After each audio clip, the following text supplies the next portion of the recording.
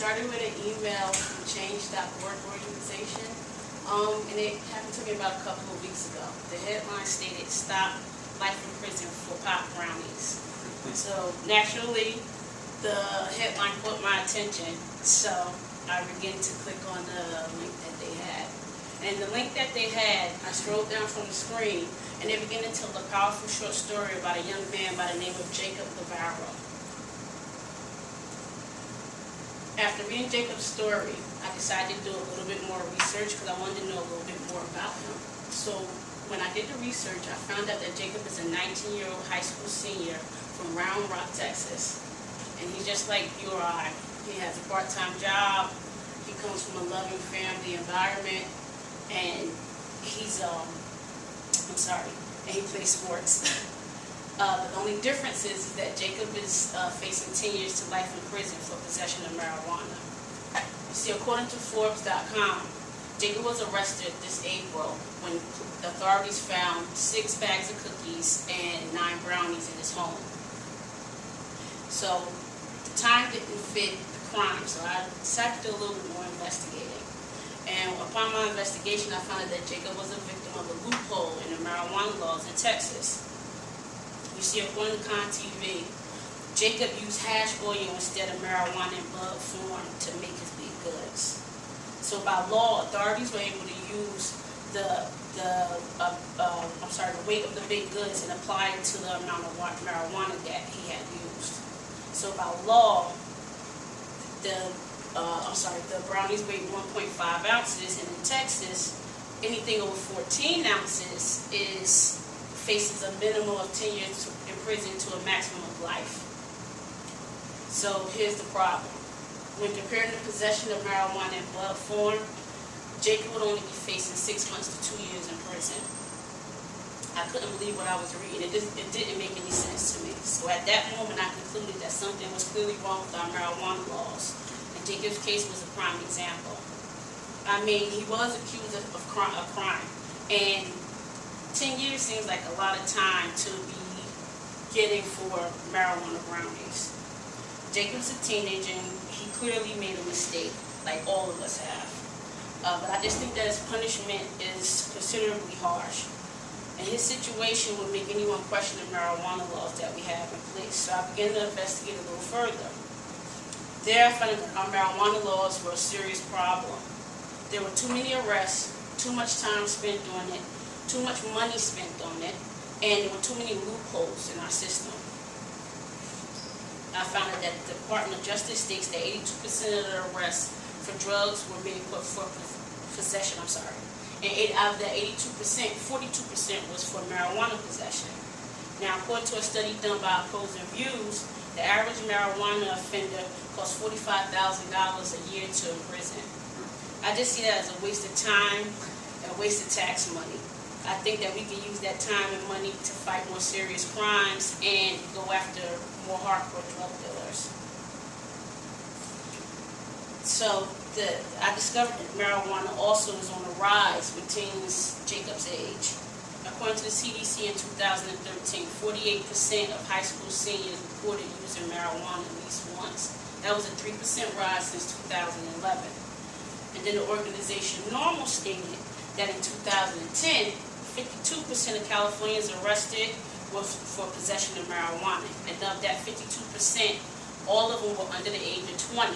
And the average prison time served was 13 months. I mean, these are teenagers, many of them first-time offenders that have been arrested, charged, and sentenced for simple marijuana possession. My findings caused me to think about Jacob and the time he was facing. And it bothered me that the current marijuana laws set in place allow authorities to take a low-level felony and turn it into a first-degree felony. At that moment, I realized that something needed to be done about our marijuana laws. My solution is to help reform them. With the marijuana laws being reformed, Jacob wouldn't be facing 10 years to life, he'd be facing 6 months to 2 years. And others arrested for simple possession will only be charged with a misdemeanor. That's like in a ticket or fine form. Reforming the marijuana laws would still have the same effect on a first-time offender like Jacob, and reducing simple possession to a misdemeanor will allow others to keep the possession charge off their records, but still face some sort of punishment. While this is my stance, others don't agree with how I feel. Many are against marijuana reform and laws and don't see any flaws in the system. An example was John Waters, the director of the Office of National Drug Policies, where he states that the system as a whole is sound, is working as it should, and is actually improving.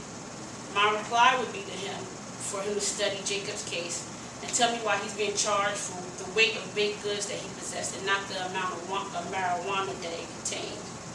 Many believe that Jacob and others in his situation should be punished for their actions, and I agree. But how much of a punishment should they receive? I'm asking, if they were to ask me why I'm questioning the punishment, my reply would be that he's a first-time offender, he doesn't have a criminal history, and he's never been involved in any violent crimes.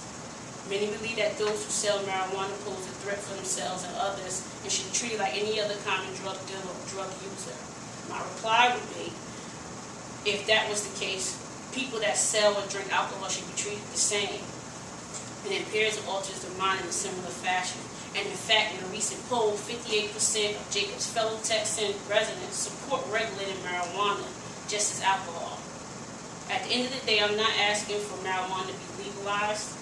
I'm simply asking for you to put yourself in the arrestee's shoes and realize that we need to reform the current marijuana laws. So I'd like to try something here. I'd like for everybody to close their eyes and think back to when you were a teenager. Think about the mistakes that you made and the lessons you learned from them. Now imagine yourself in Jacob's shoes, facing 10 years to life in prison. You made a mistake, and according to the law, you should be punished. But do you believe your penalty should be 10 years to life, or do you think 6 months to 2 years in prison is enough for you to learn your lesson? Think about it. If you were Jacob's current age, you get out of prison at 29 to 30 years of age due to the time. That's 10 years of your life taken away. But what if you don't get out in a minimum 10 years? Can you imagine spending half your life for a first-time marijuana offense? Is it logical for you to receive more time than a person convicted of brutally assaulting or raping someone? I don't think so. I don't think it's fair, and I'm sure the majority of you, if not all of you, would agree. Now open your eyes. There needs to be reform in marijuana laws, and we need to make it happen now. Here's how we're going to do it. There's currently an online petition on change.org that's calling for the DA to offer an alternative sentence for Jacob. This would draw attention to Jacob's case and force other states to take a look at their marijuana laws as well. Our marijuana laws need to be reformed. We need to prevent cases like Jacob's. We need to stop the senseless arrests. We need to stop wasting valuable man hours. We need to stop overspending, and we need to stop the loopholes in marijuana laws. We can do this together by taking the first step, and that's signing Jacob's petition. I sent the email to everyone in here. So you'll find a link to change.org where you can sign the petition, and then you'll also see a link to the National Organization for Reform of Marijuana Laws. There you can join the organization, donate, find out about marijuana laws, and how to help reform them. I want to thank you for your time, and I ask you to do the right thing by looking into the information provided in the email, getting involved, and sign the petition for Jacob. Because you have to remember, Jacob's story could be your own.